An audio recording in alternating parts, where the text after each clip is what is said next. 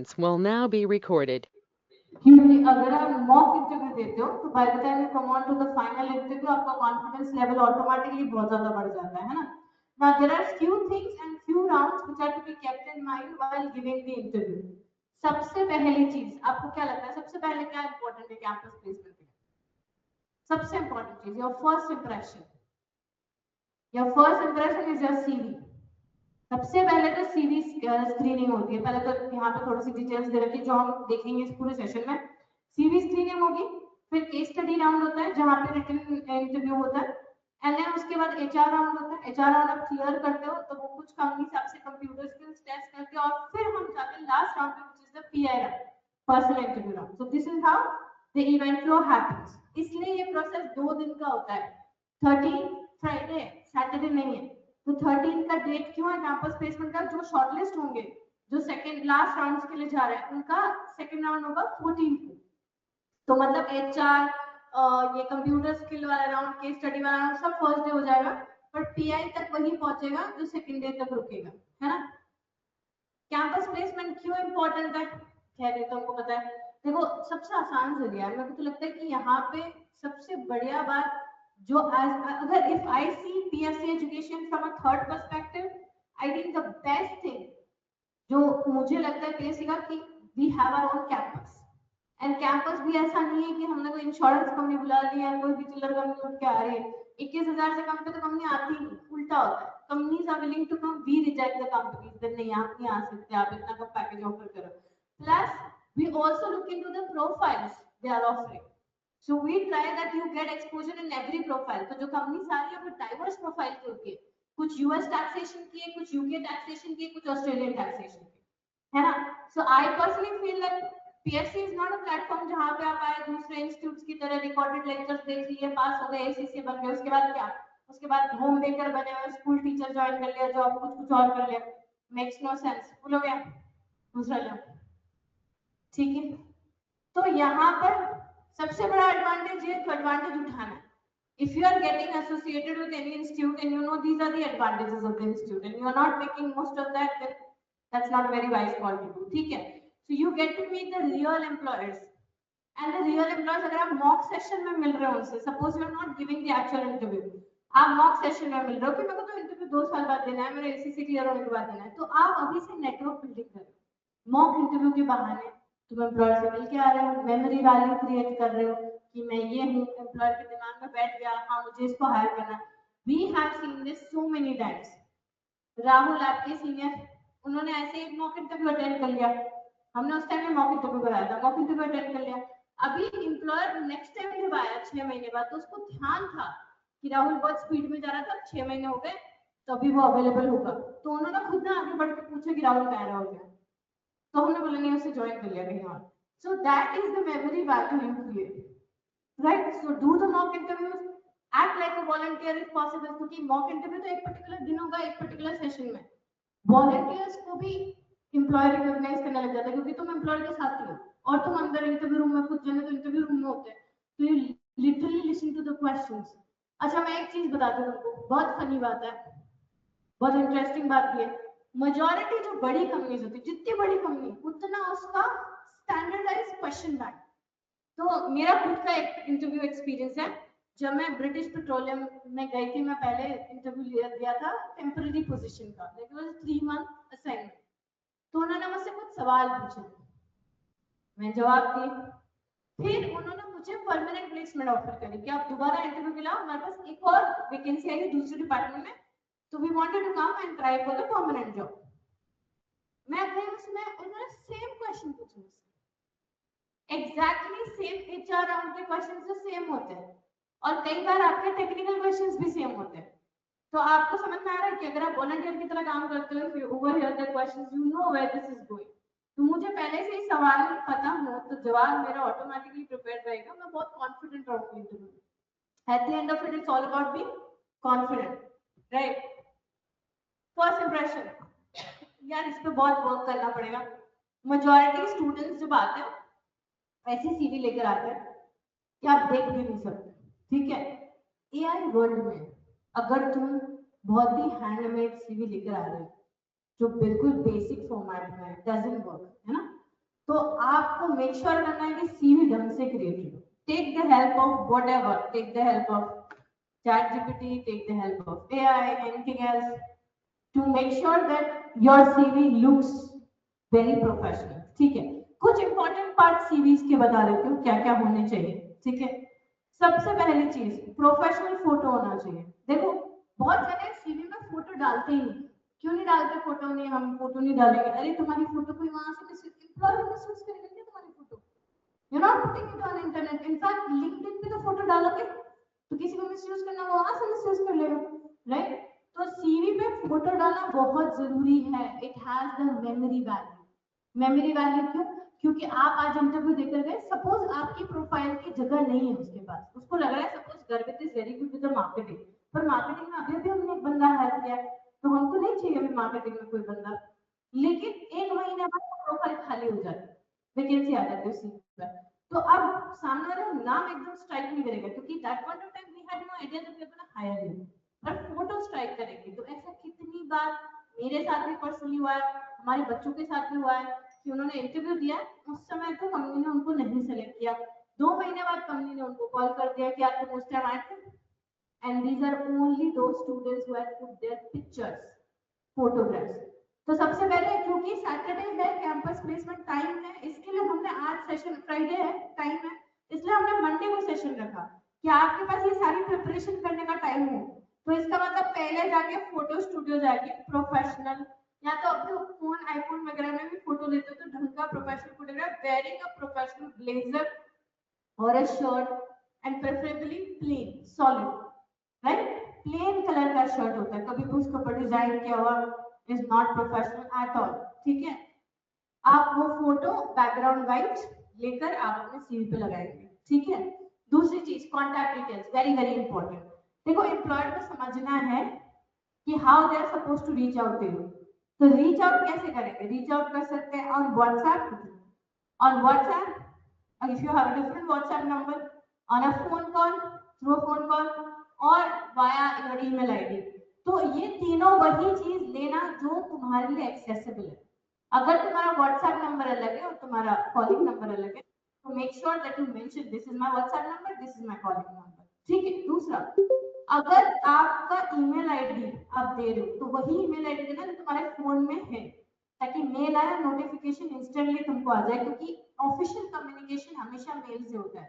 So they will inform you via mail, they will not call you, they will inform you via mail, you have to revert back via mail. और छोटी छोटी चीजें बताती है।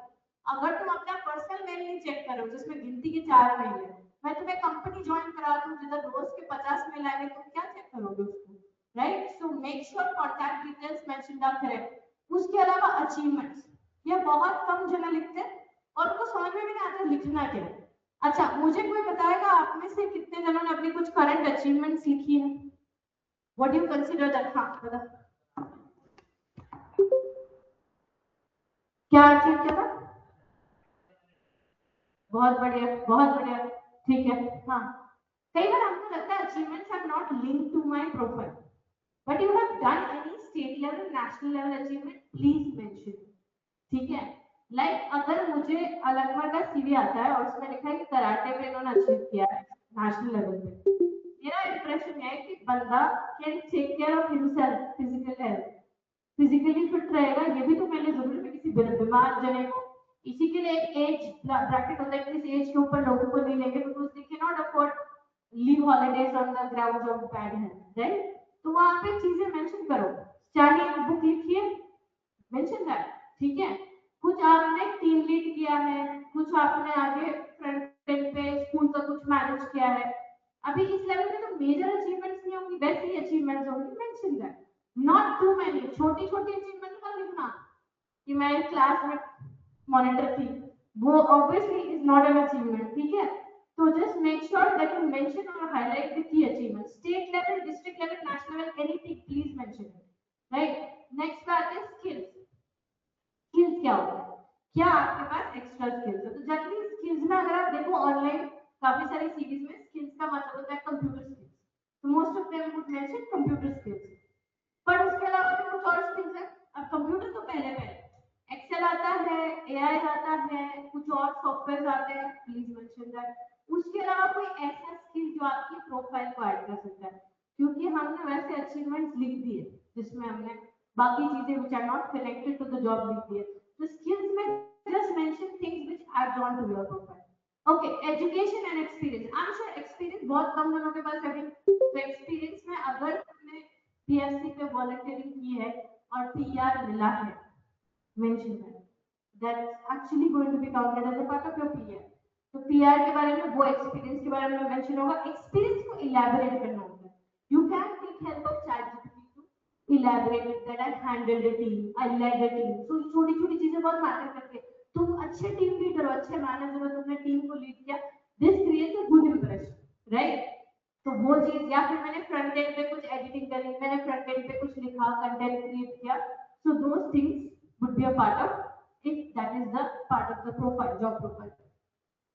Hobbies, या यहाँ पे बहुत गड़बड़ कर देते हैं मेजॉरिटी बच्चे, सीवी में अनगिनत हॉबीज लिख देते हैं. हॉबीज कितनी लिखोगे सीवी में? 2 या 3 बस, उससे ज्यादा नहीं, राइट? लाइक अब मुझे बताओ किसने लिखी है हॉबीज अपने सीवी में? क्या लिखी है हॉबीज? क्या लिखी है हॉबीज? रीडिंग और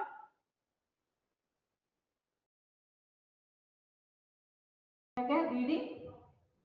रीडिंग नॉवेल्स. अब वो जानबूझ करके तुमसे इंटरव्यू में पूछते हैं व्हाट आर योर हॉबीज, लिखी हुई ना सीवी में, क्योंकि काफी जगह का स्टैंडर्डाइज इंटरनेट से फॉर्मेट निकाल लेते हैं, जो भी अच्छा लगेगा वो लिख लेते हैं. तो आपने एग्जैक्टली वही हॉबीज कहनी है. हॉबीज अपना सीवी खुद को याद होना जरूरी है. The moment you step out of the CV boundary wall, वो आपको पूछता है आपका एक्सपीरियंस क्या है. मैं आपको बताता हूँ 2-3 दिन तक हमारे इस चक्कर में लगभग एक्सपीरियंस क्या है. तो एक्सपीरियंस में बंदा निकल 4 चीजों का एक्सपीरियंस, और जब पूछा इंटरव्यू में तो 3 ही बोला, चौथा नहीं बोला. क्यों नहीं बोला भैया चौथा? चौथा क्यों भूल गए? तो फिर आगे बढ़ के बंदे को कन्फेस करना पड़ गया कि चौथे का एक्सपीरियंस लेटर नहीं मिला. क्यों नहीं मिला एक्सपीरियंस लेटर? क्योंकि मैंने बिना हैंडओवर किए, बिना नोटिस पीरियड सर्व किए छोड़ दिया. ये भी आगे से बोल ही दिया, क्योंकि अब वो एकदम से क्वेश्चंस वहीं से आएंगे जहां तुम गुस्सा करोगे, वहीं से क्वेश्चंस आएंगे. CV is the first page जहां से क्वेश्चंस बनते हैं. In majority interviewer, specially PR round का इंटरव्यू, एचआर राउंड वाला इंटरव्यू में, he is not prepared as to what he is going to ask. कुछ स्पेसिफिक कंपनीज होती है जिनका रिटन क्वेश्चन होता है, अदरवाइज मेजॉरिटी जने आपका सीवी उठाएंगे, आपके सीवी से ही सवाल पूछेंगे, उसका जवाब आपने उल्टा सीधा दिया, उससे और सवाल आएंगे. फिर इस बंदे ने कन्फेस किया कि मैंने ना हैंडओवर नहीं किया और मैंने पूरा मतलब नोटिस पीरियड वाली छोड़ दी.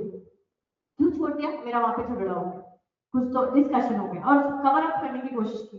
पहली चीज जो कंपनी ने करी, उसका ऑलमोस्ट फाइनलाइज था अपॉइंटमेंट, पहली चीज जो कंपनी ने करी, उसके उसी कंपनी को कॉल करके पूछा कि भाई क्या था. फिर पता चला कि कुछ तो कंपनी को फ्रॉड का डाउट था, इसका cancel appointment, right? So you have to make sure कि सीवी आपका सिलेबस है. आपने अगर अपना सीवी बनाया तो ऐसे नहीं रेगुलरली किसी से बनवा दिया फिर देखे ही नहीं पड़ेगा. खुद देखो, खुद को एक एक चीज याद होनी चाहिए मैंने सीवी में क्या लिखा है, ठीक है? अगर तुम्हारी बोली हुई बात और सीवी अलग होती है तो एम्प्लॉयर मान लेता है कि तुम झूठ बोलो. Nobody wants to hire people who lie, ठीक है?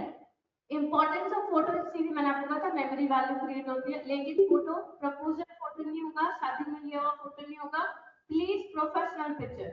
Girls hair tied up, maybe a high ponytail preferably gives you a professional look. बाल खुले नहीं, लटे मुंह पे आ रही है वो नहीं.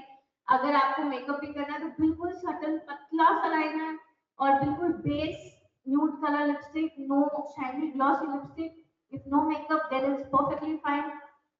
Glasses पहले, glasses उतार के पिक्चर लेनी पड़ेगी, रिफ्लेक्शन आएगा, right? And boys, neat and clean hair, ज्यादा वो जेल वेल लगा के खड़े हुए बाल नहीं, simple and sober, and preferably shaven, neatly shaven. अगर आपकी बियर्ड मुस्टैच है तो उसको थोड़ा सा ट्रिम करा के, लाइक व्हिच लुक्स कि भाई क्लियर क्लीन है, राइट? ओके, उसके बाद आते हैं हाईलाइट योर अचीवमेंट्स. तो अचीवमेंट्स में आपको क्रॉस वेरिफिकेशन के लिए बोल सकता है, तो वही अचीवमेंट्स मेंशन करोगे जो आपकी एक्चुअली है, राइट?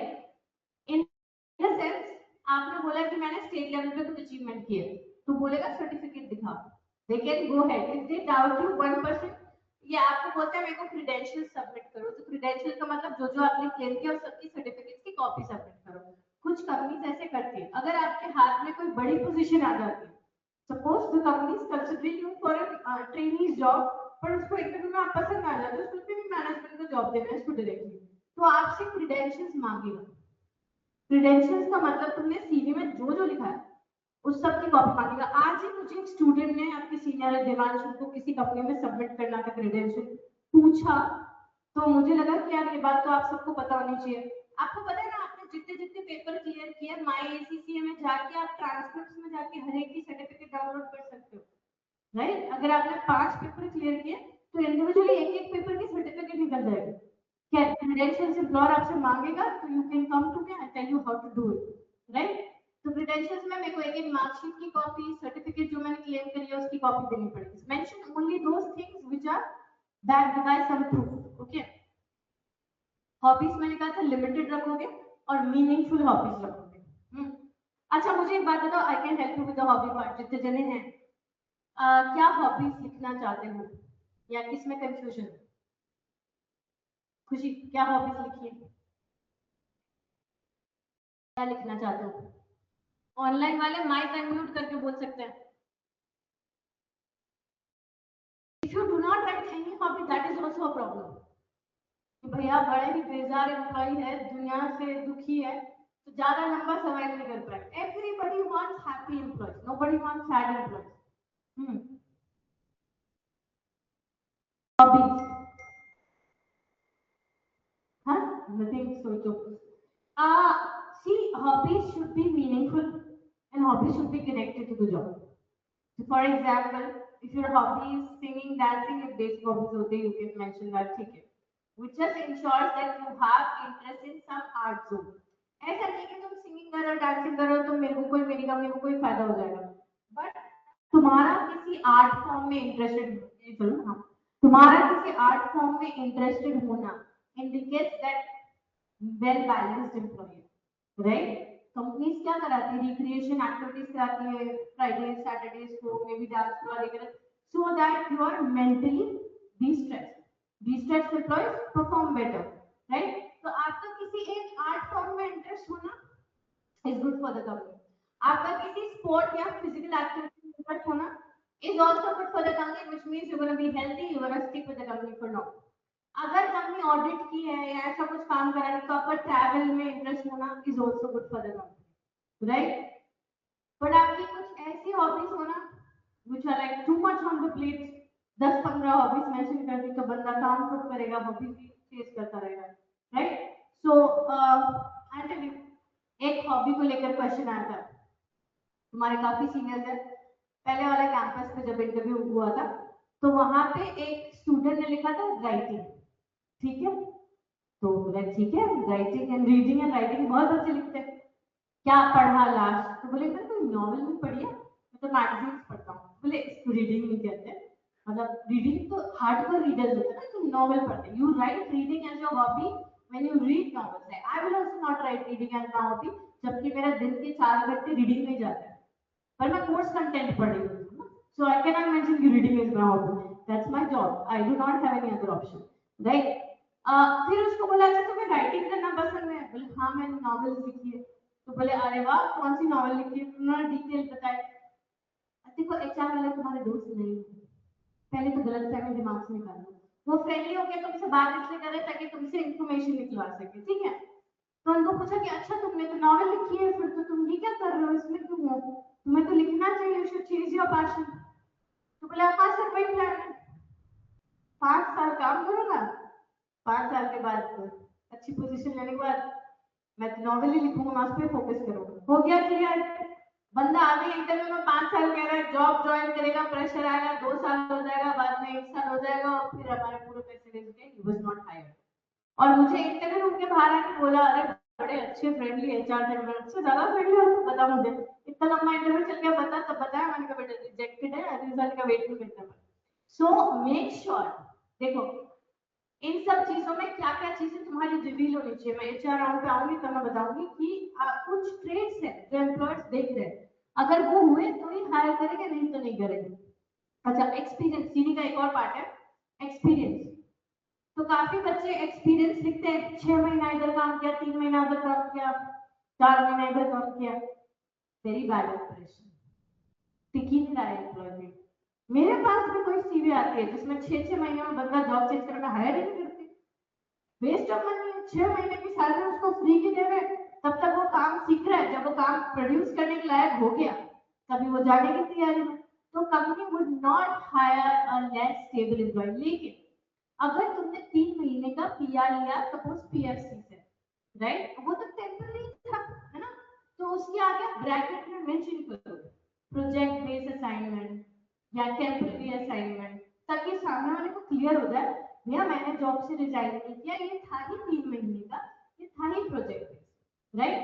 और आगे भी लाइक फ्यूचर के लिए भी, as an employee when I entered my first job, I did pledge to myself कि मैं 1 साल पहले कोई कंपनी नहीं छोड़ूंगी। मेरी जो पहली कंपनी थी, that was literally very torturous. My boss was very good, the company background was very good, but there was lot of internal politics. और मेरा फर्स्ट जॉब था, तो थोड़े मैच्योर भी होते, छोटे होते, तो छोटी छोटी बातें इफेक्ट करती। अभी मैं जाऊँ उस कंपनी में तो मैं उल्टा बैठ के जाके जो एम्प्लॉयज की, that point of time was just 20, तो एकदम से डर जाते हैं कि क्या चल रहा है। तो फर्स्ट वन मंथ में मुझे रियलाइज हो गया मुझे इस कंपनी में बहुत लंबा काम नहीं करना है। After 1 month, I started feeling that I'm being tortured mentally every day by the colleagues I had, because they were jealous of me for certain reason. आप अच्छा काम करोगे सब जलेंगे और आपके सब बैठ में जाएंगे, अब आपके ऊपर आपको तंग होना है कि नहीं होना। तो पहले तो अगर if I had some mentor at that point of time who could tell me, तो मैं यही बोलती हूँ उसको कि भैया टेंशन मत ले, just chill out. If your boss is at your side, you don't have to worry. But उस 1 महीने के टॉर्चर के बाद भी I finished entire 1 year before I left the job, because I did not want that to reflect on my CV ये employ टिक नहीं हुई। और 1 साल के बाद मेरा एग्जाम था, तो मेरे पास जेन्युइन रीजन था। तो मुझे इंटरव्यू में जिसने भी पूछा, मैंने वैसे पेपर था, एग्जाम था, तो मैंने पहले एम्प्लॉयर को बता दिया था कि मैं 1 साल बाद जाऊंगा, right. So you need to make sure that your CV starts looking good from the day 1, है ना। कॉमन सीवी के मिस्टेक्स, या स्पेलिंग एरर, या बहुत बहुत गलत इंप्रेशन छोड़ता है। तुम कहाँ पे जा रहे हो जॉब करने? क्या तुम्हें कोई गवर्नमेंट ऑर्गेनाइजेशन में भेज रहे हैं? नहीं, कहीं कोई ऐसी लोकल कंपनी में भी भेज रहे हैं? You're gonna deal in multinational clients, multinational companies, outsourcing firms, right? तो स्पेलिंग मिस्टेक तो बहुत बड़ा क्राइम हो जाएगा, क्योंकि आपने एक बार भी सीवी रन थ्रू भी नहीं किया है। आजकल तो इतना आसान है, आप सीवी को अपलोड कर दो चैट जीपीटी में और बोलो कि कुछ स्पेलिंग मिस्टेक्स तो करेक्ट कर दे, ग्रामर मिस्टेक्स करेक्ट कर दो, वो भी नहीं करना। पर वर्ड फाइल में अगर तुमने सीवी बनाया तो वर्ड में तो वैसे भी स्पेल चेक, ग्रामर चेक होता ही है।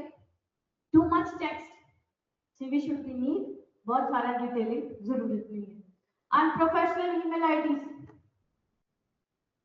sweetshania@gmail.com, वो तो सबसे बड़ा भयंकर, crazy and cute sassy swimmer. अरे तुमको अपने नाम की ईमेल आईडी बनानी है, योर फुल नेम khushikabra@gmail.com। खुशी काबरा नहीं मिल रहा, खुशी Kabra may be the birth year, that's much better, ठीक है। So birthyear@gmail.com. So that says a lot about your birthday, your age also. I get your name also. So please do not put in those IDs. Cute, sweet, sassy, पता नहीं क्या क्या। तो देखकर ही पहले employer को क्या है ये, वो वैसे ही जैगली सोच कर एम्प्लॉयर वैसे ही स्ट्रेस आउट हो चुका है, तो और स्ट्रेस आउट मत करो उसको, ठीक है। Irrelevant information, do not put any unnecessary information in the CV। मैंने कहा था जॉब से कनेक्टेड नहीं मत डालो, unnecessary भरेंगे नहीं सीवी को। पहला राउंड तो यहाँ तक तो आया सीवी पे, सिर्फ सीवी पे आया। सीवी के बाद सबसे पहला राउंड जो होगा वो होगा केस स्टडी राउंड, वो इधर ही होगा इसी हॉल में, है ना।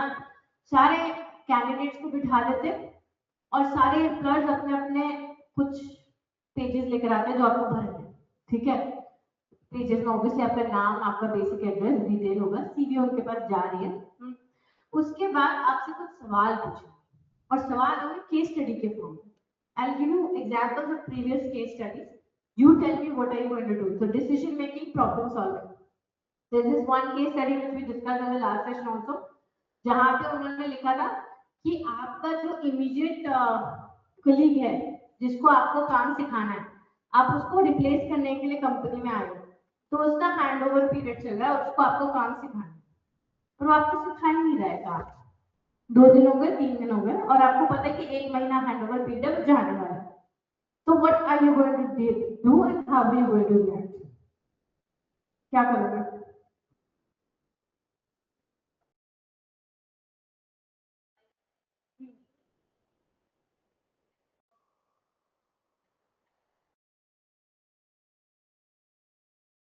Okay, good enough. मैं इसको थोड़ा और ऐड ऑन कर देती हूँ because this shows your interpersonal skills. So firstly, I will not, as a mature person, I will not jump on to conclusion. It is quite possible and probable that the person who is supposed to hand over the things to me has to finish his or her pending task. So maybe that would be on his or her priority list. I will first go straight forward, talk to that person, understand the problem. If I think that this is being done on purpose, then I would go to the immediate supervisor who has hired me, to whom I am answerable, to give an update that see, he has been trained up till now. And if I'm sure the immediate supervisor the solution दे ही देगा. If this doesn't work out, I'll put it down in writing so that it remains in the memory block to the supervisor, immediate supervisor. If it doesn't, the situation doesn't change within 7 days, or because realizing the fact that now I have only 3 weeks in hand and I have to learn everything, I would try to put it down in writing on an email to the supervisor or the other concerned people of the department, so that they do not lose out. Because again इधर मेरा answer लिखते समय में मेरा concern है company का नुकसान हो जाएगा भाई, मैंने कुछ काम नहीं सीखा, सामने वाला बंदा तो लेके काम कौन करेगा? So that we do not lose out on this, I will put it down in writing. ठीक है? उसके अलावा बहुत सारे केस स्टडीज होती है. I'll give you one more case study.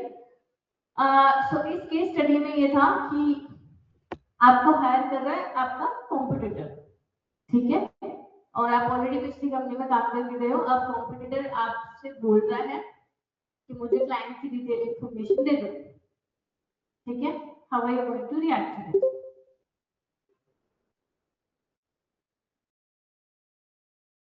और इन्होंने ये क्वेश्चन बड़े इंटरेस्टिंग तौर पर बता दूं क्या किया था इन्होंने, ताकि आपको पता ही नहीं चले कि क्वेश्चन के पीछे हिडन एजेंडा क्या है. मैंने तो सीधा सीधा बता दिया सवाल ये नहीं था. इन्होंने केस स्टडी राउंड में सवाल दिया कि आपने एकेडमिकली बहुत अच्छा परफॉर्म कर दिया. अब आपके इंस्टीट्यूट का कॉम्पिटिटर आपके आके बोल रहा है कि आप आ जाओ, आपका फीस 3 कर देंगे, 50% ऑफ कर देंगे, आप सिर्फ डिटेल्स दे दो बाकी स्टूडेंट की, ठीक है? अब ये तो एम्प्लॉयमेंट से रिलेटेड ही नहीं, तो बच्चे बोलेगा हाँ ये तो क्या है, इसका तो क्या लेना देना, but this is, you understood the point, this is connected to the previous question which I asked. हाँ, तो क्या बोलोगे?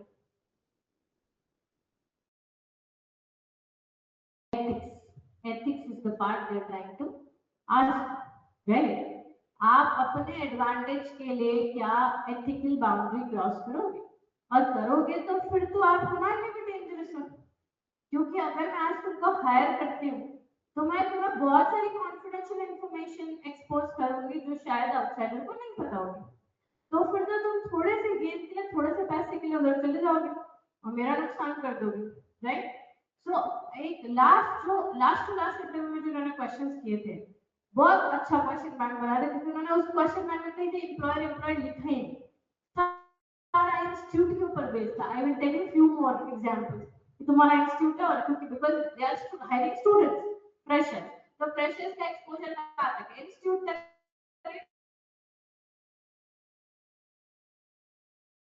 एको हो रही है तो ये दे दो.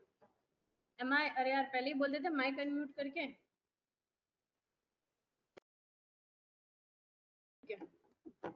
तो यानी तो तुम लोग आगे आ जाओ ताकि मुझे माइक की जरूरत ना पड़े. नहीं, थोड़ा आगे आ जाओ. तो अभी क्लियर है online students?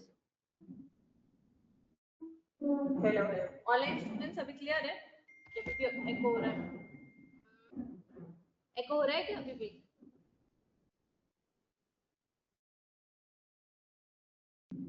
Online am I audible? Clear है? ओके, हाँ जी. तो ठीक है, एक और एग्जांपल देती हूँ. ये इन्होंने इसमें नहीं पूछा था, इन्होंने इंटरव्यू राउंड में पूछा था, एचआर राउंड में. चलो ठीक है, उसके लिए रखेंगे. Problem solving and decision making, ठीक है, टीम लीड करनी है. The another example was you are the monitor of the class, ठीक है, and then there are few students in the class who are not listening to you at all, right? You are supposed to maintain decorum in the class, पर नहीं maintain कर पाए decorum क्योंकि बच्चे सुन ही नहीं रहे आपकी. अब आप क्या करोगे? ऐसे क्वेश्चन, ओपन एंडेड क्वेश्चन, ठीक है. Again the purpose of the question is not to really make you the monitor of the class, it is to understand how will you solve और फेस द क्रिटिकल सिचुएशन. देखो एक employ होगा जो हर बात के लिए बॉस के पास पहुंच जाएगा, यार मदद कर दो, मेरे से तो नहीं हो रहा, मेरे से तो नहीं हो रहा. तो इनको ऐसे एम्प्लॉय नहीं चाहिए. मैं बताती हूँ, हमने ऐसे ऐसे एम्प्लॉयज हायर करा रखे हैं जहाँ पे एम्प्लॉय जाएगा बोलेगा बॉस के पास नहीं हो रहा, क्या करूँ, अब बता दो क्या करूँ. तो अगर बॉस तुम्हारे काम करता रहेगा तो खुद का काम कब करेगा, तो तुम्हें हायर करने का क्या मतलब है. जितनी जल्दी हायरिंग होती है फिक्र मत करो, उतनी जल्दी फायरिंग भी होती है ना. तो यहाँ पे सिर्फ आंसर चेंज नहीं करना है, यहाँ पे अपना नेचर भी चेंज करो. ठीक है, बताओ क्या करोगे.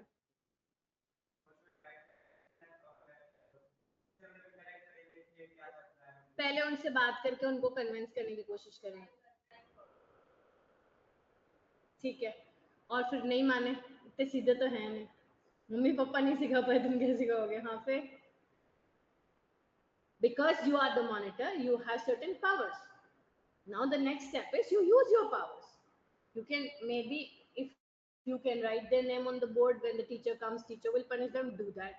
If you can kick them out of the class, if you have that power, do that, right?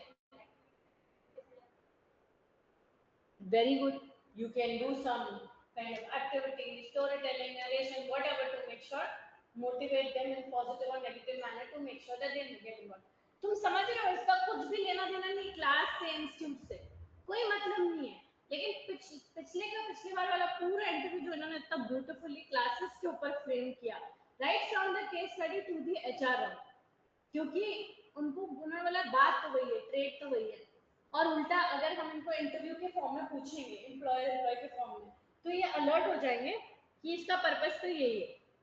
Class के फॉर्म में पूछेंगे तो इनको रियलाइज भी नहीं होगा और इनका एक्चुअल नेचर हमको पता चल जाएगा, राइट. सो टाइम लो, आप एक तो टाइम पे आ जाओ, 11 बजे का टाइम है, 11 बजे आ जाओ. फिर उसके बाद आपको शीट मिल रही है, मैंने देखे कितने बच्चे जैसी शीट मिलती है फटाफट भरना है और फटाफट देना है. देखो तुमको सीरियल नंबर मिल गया है ना, अगर तुम्हारा सीरियल नंबर 1 है और तुम्हारी शीट नहीं भरी हुई है तो दूसरे सीरियल नंबर 2 में भर लिया, तो जो ऑर्डर है हमको इंटरव्यू के लिए भेजना, हम सेकंड वाले को भेज देंगे, तुमको बाद में भेज देंगे. लेकिन मैं बोलूँ क्या फर्क पड़ रहा है, क्या तुम्हें जल्दी जल्दी खत्म करना है इंटरव्यू कि तुम्हें सिलेक्ट होना है. सिलेक्ट होना है ना, तो take time to fill up that sheet. वो पहली शीट से उनके दिमाग में सैलरी स्लैब भी डिसाइड हो जाता है. फिर वो सैलरी स्लैब को ऑल्टर करना बहुत मुश्किल हो जाएगा, भले तुम कितना बढ़िया इंटरव्यू दे दो, वो शीट बढ़िया नहीं लिखी ना तुमने, उसे बोल के यार ये तो 20 से 25 का बंदा है या बंदी है, तो बस उतना ही, इंटरव्यू भी वहीं तक जाएगा. So make sure you write it in such a manner that you look like a very professional, mature being. एक mature जमा सिचुएशन में क्या करेगा, तुमको कोई ना कोई तो अपने फैमिली में बहुत सेंसिबल लगता होगा, तुम्हारे पेरेंट्स में, फादर मदर चाचा जी जो भी है, तो may be for a second think of it कि अगर वो होंगे तो वो इसको कैसे सॉल्व करेंगे. Few traits I will tell you. पहला ट्रेड, मच्योर बनना ना कामली चीजों का हैंडल करता है, हाइपर नहीं हो जाता. तो इसका मतलब वो रिएक्शन भी आपका हाइपर नहीं होना चाहिए कि मैं तो सीधा जाके बॉस को कंप्लेन कर दूंगा. नो, I will first, मैंने तुमको क्या बोला, I'll first try to talk to that person and understand what's the problem. Maybe I am misinterpreting the thing. A mature person will be ready to accept that कि हो सकता है मैं ज़्यादा सोच रही हूँ, हो सकता है कि प्रॉब्लम उतना है ही नहीं, हो सकता है उसका कोई बैक एंड प्रॉब्लम है. So compassionate is something we expect you to be, right? क्योंकि आप इतनी सारी टीम को हैंडल करोगे, है ना. दूसरा, हर बात पे सीनियर तक नहीं जाना, उनको ये देखना है कि क्या तुम अपने ओन पे हैंडल कर सकते हो प्रॉब्लम, कि तुम बार बार मेरे पास आ जाओ. लेकिन तीसरा, ऑल्सो अंडरस्टैंडिंग द फैक्ट कि जब तुम्हारे कंट्रोल के बाहर है तो सिचुएशन को बिगाड़ने की जगह हमारे पास आ जाओ. कुछ ऐसे जने भी होते हैं उनका प्रॉब्लम ये होता है कि नहीं मैं तो बॉस के पास जाऊंगा ही नहीं जब तक बिल्कुल आग नहीं लग जाए, तो वो भी नहीं चाहिए हमको. तो a balanced approach, right, this is what they are trying to ask in the case study. Now आराम से क्वेश्चन पढ़ो, 2 बार 3 बार रीड करो ढंग से और फिर सोच समझ के आंसर लिखो, ठीक है. कोई जल्दी नहीं, कोई गाय नहीं, और कोशिश करके प्लान करके आंसर लिखो. तुम्हारी आंसर शीट पे बहुत काटा पिटी हुई, that also shows that you are very chaotic when it comes to the thought process, तो कोशिश करके काटा पीटी मत करो। अगर बाय चांस बहुत ज्यादा काटा पीटी होगी तो you can ask for another sheet, but ऐसे नहीं कि शीट ही मांगते, that also creates a wrong impression because we have to tell them that this candidate cancelled, we need another sheet. तो ऐसा 2-3 शीट मांग लिया तो भी गड़बड़ हो जाएगा, तो try to manage it with one sheet, right. Okay, case studies के बारे में ठीक है, मैंने एग्जांपल दिया ही है। अब आपका क्या क्या चीजें अप्रोच ऑब्जर्व कर रहे हो। पहला थिंकिंग अप्रोच, क्या थॉट प्रोसेस क्या है, कैसे तरह के पॉजिटिव नेगेटिव, कॉन्फिडेंस लेवल क्या, प्रोफेशनलिज्म क्या है। ओके, आई टेल यू, मुझे ना पर्सनली ऐसा लगता है कि what we insist on at PSC and the reason also behind it, because मैं अपनी पर्सनल एक्सपीरियंस से बताऊं, लाइफ में ना आप 2 तरह के जनों से मिलोगे, ठीक है।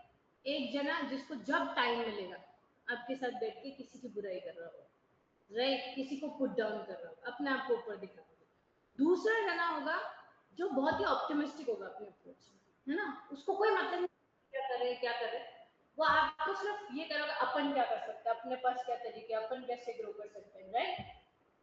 Being with the right kind of mentor and right kind of approach also helps your mindset. This helps you in the long run also. सारे के सारे एम्प्लॉयज अभी वर्क करें EQ पे। पहले ऐसे टाइम होता था जब आपका IQ टेस्ट होता था, अब because of the social media, because of so much screen time, there entire stress is on EQ, emotional quotient. और इमोशनल क्वोशंट की ये चीज है जो आपके ट्रेट्स हैं, that is going to take a long way in being successful. तो अगर आपकी थिंकिंग अप्रोच बहुत ही पेसिमिस्टिक, थाली में 4 चीजें पड़ी हैं और जो नहीं है आपको वो दिख रहा है, नेगेटिव पॉइंट, ठीक है। You lack gratitude, right, again negative point. You are disloyal, again a negative point. You lack commitment, again a negative point. बहुत सारी चीजें हैं जो आपके बात करने में रिफ्लेक्ट करेगी। Professionalism, you lack professionalism, that's again a negative point. मैं आपको इसका HR राउंड का एक इंस्टेंस बताती हूँ। तो क्या होता है कि काफी सारे ऐसे स्टूडेंट्स होते हैं जो इंटरव्यू के लिए आते हैं। तो पहले शुरू में हमने ना इंटरव्यू कैंपस प्लेसमेंट सबके लिए ओपन रखा था। नए नए एम्प्लॉयर्स से उनको CA बैकग्राउंड के भी स्टूडेंट्स चाहिए थे। तो मेरा पहले एक इंस्टीट्यूट था जहाँ पे सतीश, और उन्होंने CA बैकग्राउंड के स्टूडेंट्स से, उसमें मैंने उनको बुला लिया, मैंने कहा आप भी आ जाओ, स्टूडेंट्स ही थे। तो उनसे उनके एम्प्लॉयर ने पूछा, अब वो मेरा एक्स इंस्टीट्यूट था जहाँ पे मैं पढ़ाती थी, ठीक है, whatever happened that was between me and the institute, right? उनसे एम्प्लॉयर ने पूछा कि so you are from other institute and you have come here to attend the interview। तो उन्होंने बोला हाँ हाँ वो इंस्टीट्यूट ही बकवास है, ये है प्रॉब्लम, वो है और ये। तो द एम्प्लॉय थॉट कि मेरी तारीफ करने से, है ना, और उसके इंस्टीट्यूट की बुराई करने से things are going to okay. See first thing you understand this, ऐसा कोई मेरे साथ करेगा तो मैं भी नहीं रखूंगी उसको जॉब पे। मैं बताती हूँ, ग्रेटिट्यूड।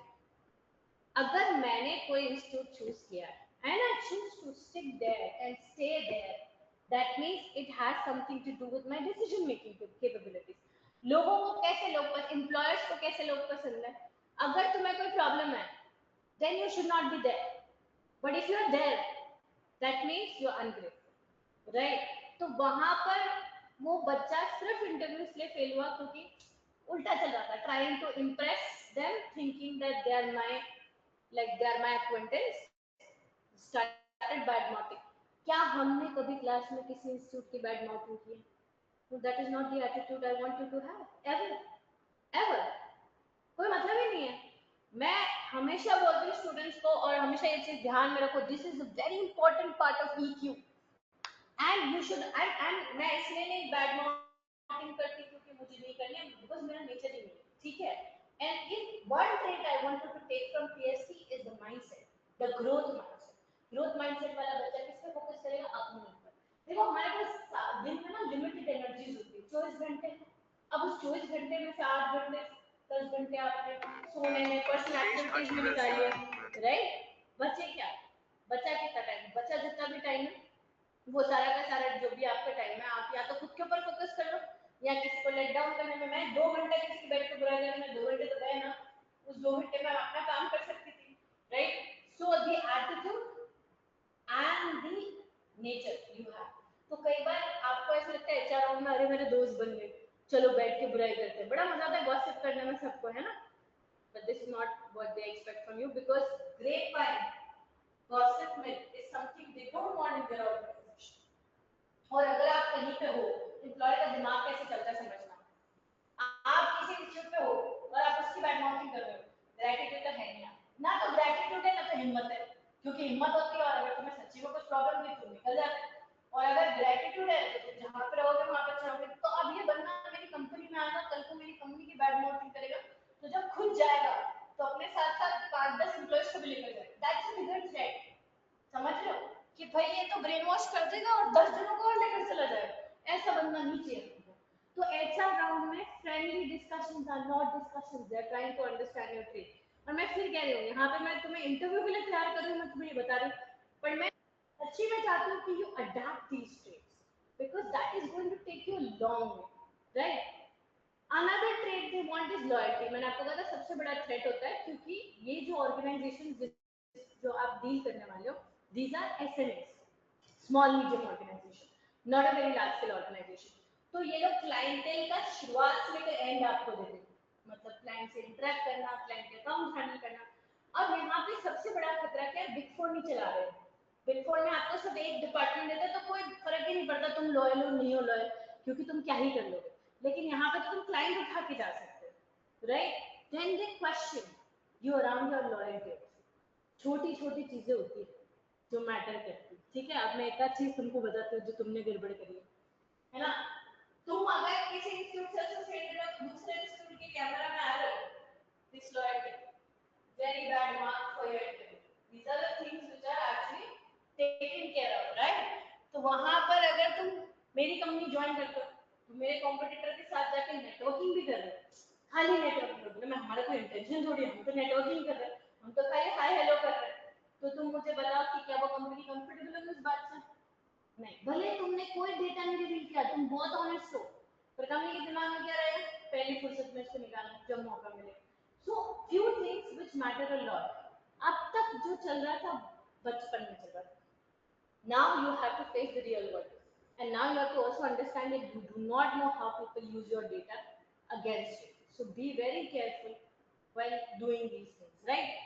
So mention तो बिल्कुल ही मत करना कभी इंटरव्यू में, मतलब एक महान हस्ती अगर मेंशन करके आ जाती है कि मैंने यहाँ पे दिया था, ये देखो मेरा video, it becomes a very negative mark, ठीक है? So few things which you have to portray in the interview round. पहला loyalty, second maturity, third commitment, and fourth and the most important thing, that you are not going to leave the organization at least for 1 or 2 years. Please ये बात समझिए, आप खुद जाएंगे interview के लिए यही कंपनीज में। कुछ बच्चे हमारे खुद डायरेक्टली चले गए थे, कभी होता है बच्चों लोग हम भी चले जाते हैं, हम तो ऐसे ही बैठे हैं कैंपस प्लेसमेंट के लिए। तो कंपनी जिन्होंने 25-25 हजार ऑफर किए थे, वो बच्चे जो डायरेक्टली गए उनको 15,000 सीडीसी कट कटा के 12,000 और 2 साल का बोनस। अब एक बार आप डायरेक्टली चले गए एम्प्लॉयर के पास, उसके बाद मैं बीच में घुस के नहीं बोल सकती अरे मेरा बच्चा है तुमने इसके साथ ऐसे क्यों किया, क्योंकि हमारा अगर उसके साथ कॉन्ट्रैक्ट है तो it is only via PSC campus, right? तो अब क्या हुआ कि हमने जो कॉन्ट्रैक्ट एम्प्लॉयर से फाइनलाइज किया वो ये है कि हमारा बच्चा बॉन्ड नहीं भरेगा, भरेगा भी तो 1 साल का भरेगा। 1 साल तो मैंने अग्री किया, क्योंकि 1 साल के बिना तो तुम्हारा सीवी भी खराब लगेगा, है ना? तो 1 साल का तो बॉन्ड है तो भर लो, बिकॉज इतना तो कमिटमेंट तुम्हें करना पड़ेगा। तो अब एम्प्लॉयर को पता है कि वो जब कैंपस प्लेसमेंट से हायर कर रहा है तो there is no time zone commitment, there is no bond. तो अब उसका पूरा इंटरव्यू किस पे हो जाएगा कि तुम टिकोगे ऑर्गेनाइजेशन में, that you will stick for long, right? तो make sure that no way you portray और से समथिंग कि हाँ मैं तो 2-3 साल बाद कुछ और ही मेरे प्लान है, मैं तो उधर शिफ्ट हो जाऊं। है तुम्हारे प्लान, ठीक है? You are not supposed to speak out aloud कि मैं तो भैया बाहर जा रहा हूँ एमबीए के लिए, मैं इंडिया के बाहर शिफ्ट कर रहा हूँ, ऐसा कुछ। You have to show a long term vision, that's when they hire you, ठीक है? इंपॉर्टेंस ऑफ लॉयल्टी मैंने आपको बताया, ग्रेटिट्यूड, प्रोफेशनल एथिक्स। तो they ask you questions around the existing institute, existing body, the school you have taken schooling from, और ये सब चीजों के बारे में पूछने, और तुम्हारी फैमिली के बारे में पूछते हैं, ठीक है? अब समझना, उनको कोई तुमसे दोस्ती नहीं करनी, वो कोई तुम्हारे रिश्तेदार नहीं लग रहे, ना उनको पता लगाना है कि तुम्हारे पास क्या है। लेकिन the moment You start bad mouthing your school, you start bad mouthing your institute, you start bad mouthing your family. That shows a lack of gratitude or professional ethics. EQ, low EQ level, जिसको हम कहते हैं नहीं higher करेंगे. The moment you say something which is unethical, हाँ ऐसा कर सकते हैं. ये इंटरव्यू में कभी दोस्ती में बोलते हैं सर ये तो ऐसे जुगाड़ लगा सकते हैं, ऐसे टैक्स बचा सकते हैं. Don't do that, don't do that. उनको नहीं चाहिए वैसे जने, है ना. एथिकल पीपल चाहिए ऑन फेस. बाद में कुछ होगा तो बाद का जुगाड़. पहली मीटिंग में ये बोल रहे हो, तुम पहली मीटिंग में सोचना, अगर मुझे ये बोल रहे हो कि ऐसे ऐसे जुगाड़ लगा के टैक्स बचा लेंगे, बहुत दिमाग में बस ऐसे कर लेंगे, तो तुम सारे एम्प्लॉइज जिनका एक्सपोजर में तुम्हें दे रही मेरी टीम, जिसको मैं तुमसे मिलवा रही हूँ, उसको तुम क्या क्या अनएथिकल बातें करोगे. और फिर तुम खुद भी तो अनएथिकल हो बाय नेचर, तो तुम फिर अपने अकाउंट्स फर्जी दिखा के ज्यादा कमीशन ले लोगे. मेरे दिमाग में तो वो चीजें भी आएंगी ना. फर्स्ट मीटिंग में कोई इतना अनएथिकल हो रहा है तो पैसे के मामले में खुद के लिए कितना अनएथिकल हो जाएगा. ठीक है. Loyalty, gratitude, zeal to work, very important. Self responsibility. Okay, एक और एग्जांपल देते हैं. वापस ये इंस्टीट्यूट सेंट्रिक जो इंटरव्यू था, हमको भी बड़ा मजा आया इसमें, क्योंकि हमको लगा कि यार बच्चों से इन्होंने इतने सीक्रेट लैंग्वेज में चीजें पूछी है, बच्चों को पता ही नहीं चला कि वो क्या जवाब दे रहे हैं. एक स्टूडेंट का एग्जाम क्लियर हुआ, ठीक है, उसको हायर किया इंटरव्यू में, and this is like a very positive note. एक स्टूडेंट का एग्जाम क्लियर हुआ, तो उससे उन्होंने पूछा पेपर तो क्लियर नहीं हुआ, उसके 2 अटेम्प्ट्स लगते हैं एक सब्जेक्ट में. बोले 2 अटेम्प्ट्स लगते हैं. उसका पहला जवाब क्या था? बोले कि क्या वो सेकंड से प्रिपरेशन की हुई, क्या इंस्टीट्यूट ने हेल्प नहीं की, क्या जानबूझ करके ट्रिगर कर रहे हैं, है ना. तो बोलता है कि नहीं, इंस्टीट्यूट ने तो सब कराया, मेरी क्लासेस रेगुलर हुई, कोई क्लास मिस नहीं हुई, उसके बाद मैं क्लास में नहीं आता था, मेरे को कॉलिंग आ जाती थी, उसके बाद में मॉक टेस्ट पेपर्स डिस्कशन हुए, डाउट सेशंस हुए, सब हुआ जो इंस्टीट्यूट कर सकता था अपने जैसे किया. मैं थोड़ा लेट बैक हो गया and I realise my mistake, and उसके बाद मैंने ढंग से तैयारी करके एग्जाम दिया, मैं क्लियर हो गया. मतलब उसके 2 अटेम्प्ट्स नहीं हुआ था, तीसरे अटेम्प्ट में पेपर क्लियर हुआ था. तो उसने कुछ इयर्स या टाइम जोन टाइमलाइन लिख दी थी. तो उन्होंने सवाल पूछा, he was immediately hired by the employer. क्यों हायर किया एम्प्लॉयर ने? क्योंकि again, and the same case goes with Chitranjan also. He took a 1 year break, ठीक है, and he went to some other institute. He was not able to clear whatever he came back, he did this. So coming back, he was like, no, that's not a mistake of any student, but I understand more here. See, there is a way of saying things, right? I understand more here. I left this place because ma'am was not teaching here, whatever. Then I came back and ma'am का मेरे को समझ में आया, पर उधर भी उनकी भी कोई गलती नहीं है. See, this is how you are. You should be. Bad marking क्यों कर रहे हैं किसी के? फिर उसके बाद मेरे क्लियर हो गए पेपर, मुझे डायरेक्शन मिल गया, मेरे को गाइडलाइन थी किस तरीके से क्लियर होना है, मेरे डायरेक्शन मिल गया. पर हाँ, मेरी भी लैक ऑफ एफर्ट्स थी. Self responsibility very important. जहाँ पे बंदा खुद, क्योंकि अभी मेरी कंपनी में आया ना, बंदा अगर इससे कोई काम नहीं होगा तो गैस लाइट नहीं करेगा, एम्प्लॉयर को गैस लाइट नहीं करेगा, मैनेजर को गैस लाइट नहीं करेगा, खुद रिस्पांसिबिलिटी लेगा. नहीं ठीक है, बताओ कैसे करना है. तो सर ये बोला कि मेरे को बस था कि मैं गिव अप नहीं करना. So you can portray positive part also. अगर तुम्हारे पेपर क्लियर नहीं हुए और इंटरव्यू में क्वेश्चन इस तरीके से, तो तुम नेगेटिव तरीके से क्यों ले रहे हो? You can put it across positively कि हाँ नहीं हुआ पेपर, पर मुझे समझ में आ गया कि ये ट्रिक है, ये स्ट्रेटजी है, और मैंने उसको रिवाइज करके अप्लाई किया. But that also shows your never give up attitude, right? तुम उसको पॉजिटिवली लो. मेरे पास एक सीवी आता है जिसमें बंदे का 3 बार पेपर क्लियर हुआ, चौथी बार उसने क्लियर कर दिया. तुम्हें क्यों लग रहा है कि मेरा इंप्रेशन, मेरे दिमाग में उसका इंप्रेशन खराब होगा? नहीं. एज अ मैच्योर एम्प्लॉयर मेरे दिमाग में वो भैया नेवर गिव अप एटीट्यूड वाला बंदा है. मतलब अच्छे की बैंड में जाती है, एक बार फेल हो जाते बच्चे क्विट कर देते, पर इसने तो क्विट ही नहीं किया. तो बोला, और आप उसको खुद भी सीवी इंटरव्यू में उसको पॉजिटिवली ले सकते हो. Yeah, but I don't give up. I realized that I did not put in enough efforts, but I don't give up that easily. So I tried again and I cleared the paper. This is a very good impression. This is a very good answer, right? So responsibility and zeal to work. This is something which they need. मैं इसलिए बोल रही हूँ क्योंकि अभी सारे interview EQ के ऊपर बेस्ड है. Emotional question, that's all they are looking in for. ठीक है, अपनी गलती एक्सेप्ट करना है इंटरव्यू, कोई प्रॉब्लम नहीं. इट एक्चुअली गिव्स अ, आपको ऐसा लगता है कि यार इंसल्ट हो जाएगा, it actually gives a very brilliant impression. आज सर मेरी गलती थी, मैंने ध्यान नहीं दिया, मैंने उस समय पढ़ा नहीं, बट देन अगली बार मैंने अच्छे से पढ़ा. This one sentence says a lot about your character. कि अच्छा responsibility or ownership of your life, right? Continuous improvements. अब यहाँ पर अगर आपका ऐसा कुछ मार्कशीट है, देखो वैसे तो तुम लोग क्या करते हो, सीवी में खाली लिख देते हो इतने पेपर क्लियर किए, पर अगर तुम्हारी ग्रोथ दिख रही है पहले पेपर में था, दूसरे में, mention the marks also if your CV reflect something कि आप ग्रो करते जा रहे हो, that leaves a very good impression, है ना? फिर अगर वो इंटरव्यू में क्वेश्चन भी पूछ लेता है, that again becomes N add on, क्या चाहिए बंदे को पता है ग्रो कैसे करना। कंप्यूटर स्किल्स या एक्सेल कितने जनों को आता है? एडवांस एक्सेल आता है?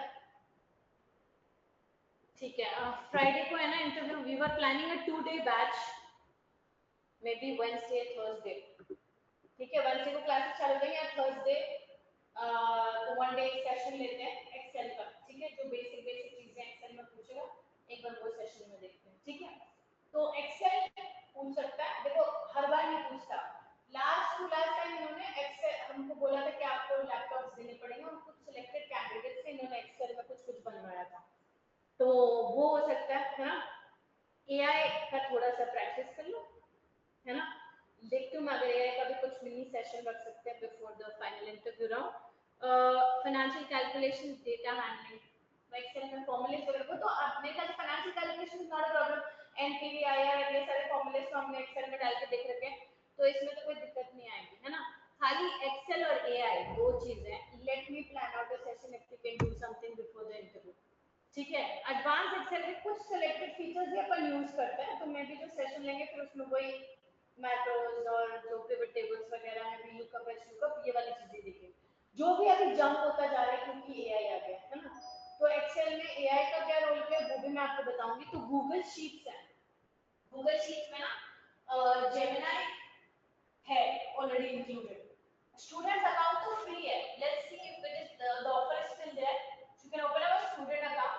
तो उसमें क्या है कि अगर मुझे कुछ भी बनवाना है, जैसे मुझे इनवॉइस बनानी है, तो मैं तो सीधा गूगल शीट में जाकर मेटा को उसको जेमिनी को इंस्ट्रक्शन दे दूं कि ऐसा सब वो फॉर्मूला डाल के सब बना देगा मेरे लिए, right, and that is very well accepted by everyone, और मुझे बना के दे सकते हो उसमें, व्हिच इज और the more impressive that you know how to get the things done. मुझे क्या मतलब, मुझे अगर तुमने वही काम 5 मिनट में दे दिया जो दूसरा एम्प्लॉय आधे दिन लगा के दे रहा है, you are smart enough to use AI and give it to me in a better format, I will hire you, right?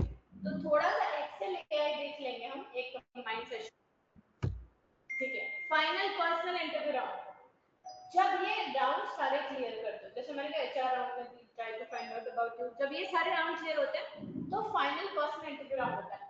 Did you get time to go through the profiles, जिससे वो लोग hiring करें, हमने डाला था profiles डाली है, एक बार नीचे मैं वापस टीम को बोलती हूँ आपको लिंक फॉरवर्ड करेगी इंस्टाग्राम पे, प्रोफाइल्स डालें कि क्या क्या प्रोफाइल पर हायर करना, अकाउंटेंट, टेक्नीशियन, क्या क्या प्रोफाइल पर हायर करना, वो सारी प्रोफाइल डाली हमने, है ना। तो आप एक बार प्रोफाइल चेक करो, डू योर होमवर्क टुडे।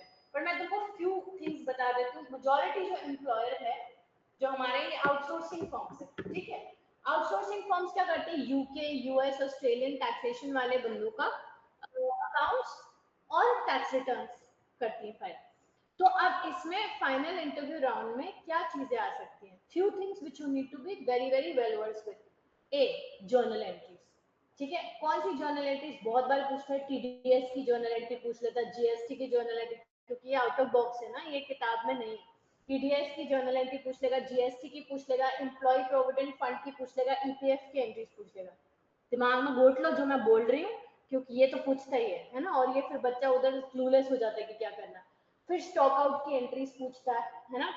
तो कुछ ऐसी एंट्रीज, जर्नल एंट्रीज, या तो फिर तुम गूगल करके टिपिकल जर्नल एंट्रीज निकालो और एक बार देखो कि वो जर्नल एंट्रीज कैसे हैं। दूसरा, कुछ एम्प्लॉयर्स ने तो last time Excel journal entry का पूरा क्वेश्चन ऐड दिया था बच्चों को पीआई से पहले, फिर एक और राउंड था, पहले क्वेश्चन ऐड की जर्नल एंट्रीज लिखो, फिर ही बुला रहे थे पीआई के लिए। फिर आपसे पूछता है टैक्स रेट्स, तो मेजर टैक्स रेट देख लो एक बार, यूके की टैक्स रेट, यूएस की टैक्स रेट, एम्प्लॉयर देख लो कौन सा एम्प्लॉयर है। इंटरव्यू में जाने से पहले देखो, एक साथ सब जगह नहीं भेजेंगे, 4-5 एम्प्लॉयर्स है आई, तो अगर तुम जा रहे हो 1 बाय 1 जाओगे, जो मॉक इंटरव्यू दे रहे हैं वो 2 एम्प्लॉयर्स के साथ ही मॉक इंटरव्यू, तो आप वो देख लो कि उसकी प्रोफाइल क्या है। अगर वो बंदा यूएस टैक्सेशन का है तो इंटरव्यू हॉल में घुसने से पहले यूएस की टैक्स रेट्स देख लो, क्योंकि खिचड़ी बन जाते हैं ना कभी कभी, लिखकर तो सारा निकाल के ले आ, निकालने में भी क्या है, चैट जीपीटी को बोलो कि मुझे की टैक्स रेट्स दे दो, मुझे इंटरव्यू क्रैक करना है, यूएस, ऑस्ट्रेलियन और यूके की तीनों की बना के वो दे देगा। अगर यूके वाले क्लाइंट के उसमें जा रहे हो तो आप यूके की टैक्स रेट देख लो, यूएस में जा रहे हो यूएस वाले टैक्स रेट देख लो, ऑस्ट्रेलिया में जा रहे हो ऑस्ट्रेलिया वाले टैक्स रेट देख लो। That leaves an impression that you know how to do your homework, ठीक है। तो एक बार टैक्स रेट्स देखेंगे, जर्नल एंट्रीज देखेंगे, और थोड़ा सा हम स्टैंडर्ड्स, अकाउंटिंग स्टैंडर्ड्स देखेंगे। तो अकाउंटिंग स्टैंडर्ड्स की लिस्ट बना के एक बार उसको चेक करें, ठीक है। I think these are the major things. Technical preparation बता दिया, अकाउंटिंग स्टैंडर्ड्स हो गया, प्रोफाइल बनानी है। अच्छा, एक और इम्पोर्टेंट चीज थी, just forgetting this, one second, ठीक है। ये देखो जीएसटी की एंट्रीज बता दो, GST, VAT, TDS, employ pension scheme, ये वाली एंट्रीज तो पूछता है। Be confident, be honest. देखो इंटरव्यू ना बहुत गलत तरीके से समझी गई चीज है ना।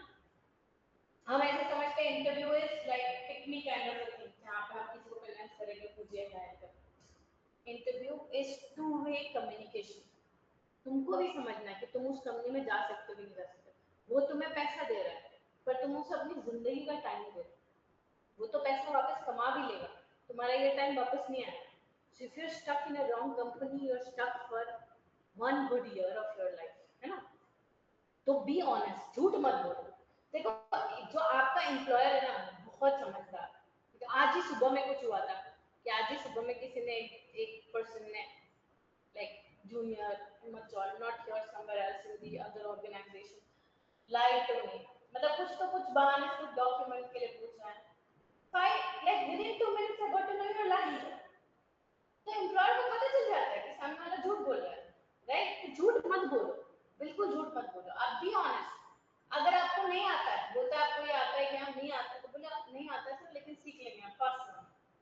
बजाय इसके कि आप बोलो आता है, ठीक है। मैं आपको बताती हूँ मेरा first interview, which is why we have these training sessions on regular basis, because I feel that I was the ranker at that point of time, but the mentorship में सिर्फ we were taught पढ़ लो और exam दे दो और दो, तुम्हारी बाहर कंपनियों की लाइन लग जाएगी। मैं nobody told us that the extra skills are equally important. तो मैं इंटरव्यू के लिए गई और इंटरव्यू में उन्होंने कहा एक्सेल, एडवांस एक्सेल तुम्हें करना पड़ेगा, एडवांस एक्सेल तुमको आता है। मैंने बोला कि नहीं, मैंने सीखा नहीं, फ्रैंकली स्पीकिंग मुझे नहीं आता है, बेसिक एक्सेल आता है पर एडवांस एक्सेल नहीं आता मुझे, but I am fast learner. और मेरे साथ एक दूसरी कैंडिडेट थी इंटरव्यू में, ठीक है, हम दोनों के दूसरा फाइनल राउंड था। उससे बोला मुझे तो आता है बहुत अच्छा, ठीक है। अब हम दोनों, अब ऐसे भी नहीं अंडर कॉन्फिडेंट होना, मेरे को आता है तो मैं बोलती हूँ मुझे आता है, ठीक है। अब हम दोनों को उन्होंने कंप्यूटर सिस्टम दे दिया कि ठीक है फाइनल दोनों में कंफ्यूज थे, बना लो तुम। उसने जो एडवांस एक्सेल पे पुश करके जो इनवॉइस बनाए उससे बेटर इनवॉइस मैंने बनाई। और उसने क्या बोला उसको आता है, मैंने क्या बोला मुझे नहीं आता है। तो उन्होंने मुझे हायर किया कि झूठ नहीं बोला इस लड़की ने, और फिर भी नहीं आता मैं भी उसने उससे बेटर कर दिया। And just because that girl lied she was eliminated, right. तो मैं वही बोलो, सच बोलो, नहीं आता नहीं आता, आता है तो भी झूठ मत बोलो कि नहीं आता, डर के मारे थे, you know, if you know say and say positive in the interview. अगर इंटरव्यू फेल भी होगा तो कोई बड़ी बात नहीं, that should be the attitude, like this is how your attitude be, that's what I am trying to tell you. more than creating ACCAs, more than creating successful people, I would consider this as my achievement if I create good human beings with a mindset to stay happy for long. क्योंकि बेटा पैसे, power, ये सब चीजें थोड़ा time की खुशी देती है, एक बार आ गया पैसा, शुरू में क्रेज लगता है, एक बार बहुत सारा पैसा आ गया फिर कितनी बार करना क्या है, ठीक है। तो वो ऐसा कुछ नहीं है, you need to have that positive mindset to be happy, right. तो इंटरव्यू हॉल में अगर आप ऐसे जा रहे हो ठीक है कोई बात नहीं, अगर मिला जॉब तो इसका मतलब this company was meant for me, और अगर नहीं मिला तो इसका मतलब इससे कुछ बेटर था। And if you have that, and literally ऐसा ही होता है, if you have that attitude literally ऐसा होता है, right. I personally have that attitude कि अगर मुझे लगता है मेरा कोई काम अटक रहा है तो इसका मतलब भगवान कहना चाह रहा है मत करो अभी, this is not the right time to do that task. I will just give you one example, there was this particular plot I had, and I was like, let's sell it, because I wanted to buy something else. So like, let's sell it. और just मैंने जब सोचा let's sell it, उससे just पहले मुझे offers आए थे, मैंने मना कर दिया। और जैसे ही मैंने बोला just sell it, let's sell it, बिक ही नहीं रहा, कोई आ ही नहीं रहा, मुझे क्या हो गया? And I thought that I told myself that may be God is telling me this not the right time. ठीक है, that plot had some legal transfer का इशू और गवर्नमेंट ने वो बैन हटा दिया। अगर मेरा वो प्लॉट उस टाइम बिक जाता, it would have been sold at like 1/4 the price. That would have been literally stupid. क्योंकि उसके एक 15-20 दिन बाद बैन हट गया। So I am telling you whatever happens in life, this is just one recent instance. बाकी तो मुझे लगता है लाइफ में जो भी होता है series of events just happen for your good. बस कभी-कभी आपको समझ में नहीं आता है this is not your good. तो अगर ऐसा लग रहा है कि इंटरव्यू अच्छा नहीं जा रहा, stay positive, still in the interview room, thinking कि इसके पीछे में कुछ अच्छा हो। मे बी क्योंकि आपकी 4 कंपनीज आ गई, 5 कंपनीज आ गई, अब 5 में से किसी एक कंपनी ने आपको पहले शॉर्टलिस्ट कर लिया और आपने एक्सेप्ट कर लिया, अब दूसरी कंपनी ने हायर पैकेज पे शॉर्टलिस्ट किया, आपने एक्सेप्ट कर सकते, पहले एक्सेप्ट कर चुके हो ना, right? Also some clear rules for the campus placement drive. Your selection is not your selection, your selection is selection of a PFC student, right? आप यहाँ पे आगे लेगेसी कंटिन्यू कर रहे हो जो आपके सीनियर्स की है। All the employers have very great impression of PFC students that is created by your seniors, and I would not let any one of you destroy that. तो कुछ basic rules हैं, ground rules clear कर लेते हैं। पहला, अगर आपको job नहीं ज्वाइन करनी तो आप मॉक इंटरव्यू में ही बैठोगे, जनरल इंटरव्यू में नहीं बैठोगे। I don't want that situation जहाँ एम्प्लॉयर बोले हाँ हमने हायर कर लिया और आप बोले मुझे तो नहीं ज्वाइन करना। अगर आपने ऐसा किया तो आगे वाले इंटरव्यू से आप ब्लैकलिस्ट हो जाओगे, that means we will not consider you for further campus placement. दूसरा, अगर आपने जॉब ऑफर एक्सेप्ट कर लिया तो जो ज्वाइनिंग डेट है उस पर ज्वाइन करना पड़ेगा। अगर आपको उस ज्वाइनिंग डेट पे ज्वाइन नहीं करना है, सपोज आपको लग रहा है मैं जून अटेम्प्ट देने के बाद ज्वाइन करूं, तो आप इंटरव्यू में क्लियरली एम्प्लॉयर को बताओ कि सर मुझे ज्वाइन तो करना है लेकिन I can not join before June, right? Say it clear on their face so that they give you appointment letter. नहीं देते कोई बात नहीं, अगला वाला कैंपस प्लेसमेंट है, बहुत एम्प्लॉयर्स है, टेंशन मत करो, हम बैठे हैं तुम्हारे पीछे। You be ethical, we are with you even if you become ACC alumni. तुम्हारे सीनियर्स आते हैं अभी भी कैंपस प्लेसमेंट ड्राइव में जो 2-2 साल काम कर चुके हैं, फिर आते हैं वापस। आपको एथिकल रहना, हम आपके साथ लाइफ भर रहेंगे, ठीक है? Even if you turn 50-60 still you want a job change, come back to the campus, will be more than happy to get you place. But आपने झूठ नहीं बोलना है एम्प्लॉयर को। आपने अगर कंपनी ज्वाइन की तो 1 साल काम करना, बॉन्ड इसलिए नहीं साइन हो रहा है क्योंकि मैं बोल रही हूँ, मैं पीछे खड़ी हूँ, राइट? तो अगर आप फिर 1 साल पहले चले जाते हो तो you are destroying the name, right?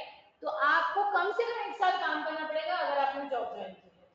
You should not B. हमारा एक स्टूडेंट थे, उन्होंने, हमने मनुभाई शाह के साथ टाइप किया, उन्होंने 3 महीने में छोड़ दिया, और छोड़ा भी कैसे?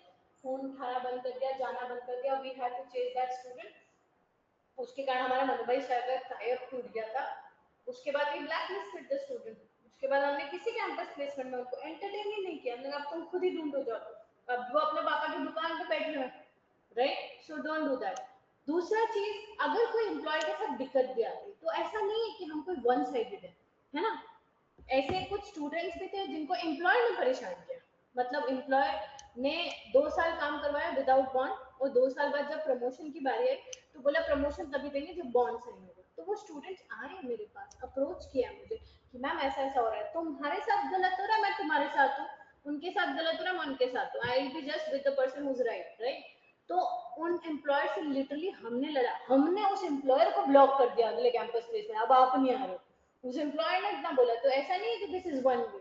अगर हमने स्टूडेंट को ब्लॉक किया तो हमने एम्प्लॉयर को भी ब्लॉक किया, right? Just make sure that you are ethical enough. आगे जॉब में कोई प्रॉब्लम आती है, कंफ्यूजन आता है, या कुछ बॉन्ड वॉन्ड साइन करा रहे तुमसे, तो please understand we are here to help. कुछ भी साइन करने से पहले एक बार कंसल्ट कर लो, क्या ये साइन कर ले, क्योंकि अब तुम्हारे साइन की वैल्यू होगी। अभी तक तुम्हारे साइन मस्ती में चल रहा था, है ना, फ्रेंड्स की स्लैम बुक में, लेकिन अब तुम बहुत सारी चीजें बेटे, अब तुम रियल वर्ल्ड में जा रहे हो, तुम्हें पता नहीं कि आसपास का वर्ल्ड कितना कन्निंग और कितना अलग है। धीरे धीरे समझ में आएगा, है ना? तो तुम्हें समझ में आएगा कि छोटी छोटी चीजें बहुत मिस इंटरप्रेट करी जा सकती। तुम कहाँ पे साइन करते हो इसका कुछ और ही मतलब निकल सकता है, right? You can get into legal troubles by signing wrong document. You can get into troubles by showing your face in the wrong videos, right? So make sure that everything is consulted before you get it signed. आपका appointment letter हमारे पास आता है, लेकिन अगर वो आपको उसके अलावा कोई बॉन्ड साइन करने को बोलते हैं, एक बार कंसल्ट कर लो, क्या ये साइन कर लें, और फिर उसके बाद हम आपको रिपोर्कशंस बता देंगे, ठीक है? अगर कहीं हमारी इंटरव्यू करने की जरूरत है, जैसे एक बच्चे को उन्होंने बॉन्ड भेज दिया था, तो हमने इंटरव्यू किया, हमने कहा आपने मना किया था, आप नहीं करवा सकते, तो उन्होंने बॉन्ड विड्रॉ कर लिया। तो जहाँ पे जो सॉर्ट हो पाएगा वहां सॉर्ट करेंगे। और आप अगर जॉब छोड़ोगे तो तरीके से छोड़ोगे, मार्केट बहुत छोटा है, टकरा जाएंगे एक दूसरे से, तो तरीके से हैंड ओवर करके, आपके अपॉइंटमेंट लेटर में लिखा होता है 2 महीने का नोटिस पीरियड, 1 महीने का नोटिस पीरियड, पूरा नोटिस पीरियड सर्व करके ढंग से छोड़ोगे, नहीं तो तुम्हारा भी नुकसान, एक्सपीरियंस लेटर नहीं मिलेगा तुम्हें, पीआर तो अपडेट करवानी है ना। और दूसरी चीज, ज्यादा भावुक भी मत हो जाना, है ना? ऐसे भी नहीं कि मैं हूं तो मैं बोल रही हूँ मैं हूँ पीछे बैक सपोर्ट में, थोड़ा अपना दिमाग भी लगाना। अगर आप एम्प्लॉयर के यहाँ पे काम करना चालू किया है, 6-6 महीने में अपना पीआर अप्रूव करवा दो, हेडेक ही मत रखो। देखो रिलेशन है, पता नहीं चलता है इक्वेशन कैसे चेंज होती है, कभी आपकी हमेशा जिंदगी भर किसी के साथ सेम इक्वेशन नहीं रहेगी ना।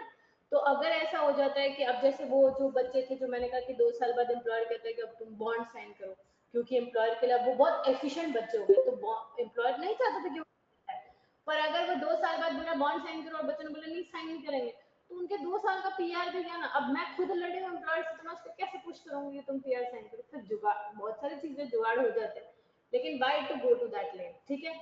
6-6 महीने में अपने पीआर अपने एम्प्लॉयर से अप्रूव करा दोगे, पहला 6 महीना खत्म हुआ, सुपरवाइजर पर जाओ पीआर अप्रूव करा दो, ताकि अगर कुछ डिस्प्यूट भी होता है, गॉड फॉरबिड कुछ प्रॉब्लम भी होती है, तो मैक्सिमम लॉस आपको कितना होगा, लास्ट 6 मंथ्स के PR.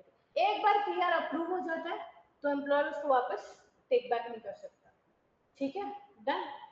So I think that should be all. The session help. आप पहले सीवी पे काम करेंगे, फोटो क्लिक कराएंगे, वहां से चालू करेंगे चीजें, और फिर पढ़ना चालू करेंगे, tax rates, accounting standards and few other things, और बहुत सारे ऑनलाइन क्वेश्चंस मिल जाएंगे एचआर राउंड के, सो जस्ट एचआर राउंड के थोड़े क्वेश्चंस स्क्रीन आउट करेंगे, ठीक है? थर्सडे वेंसडे को आपकी जनरल सेशन चालू हो रहा है, तो मेरे ख्याल से थर्सडे को just before 13 we'll have an excel वाला session, so maybe we'll do that excel combined with the sheets, ताकि अगर वो आपको बनाने को बोलता है तो हम उतनी सिचुएशन में भी बना सकें। Done, that's it guys, thank you. अच्छा, by the way, this Saturday after the employment session we will also be having the final, हमने कैलकुलेशन कर लिया है कौन सा टीम फर्स्ट आया, सेकंड आया, थर्ड आया, there's some prizes are lined up for the teams, so we'll be doing that this Saturday, ठीक है? Thank you guys, that's it.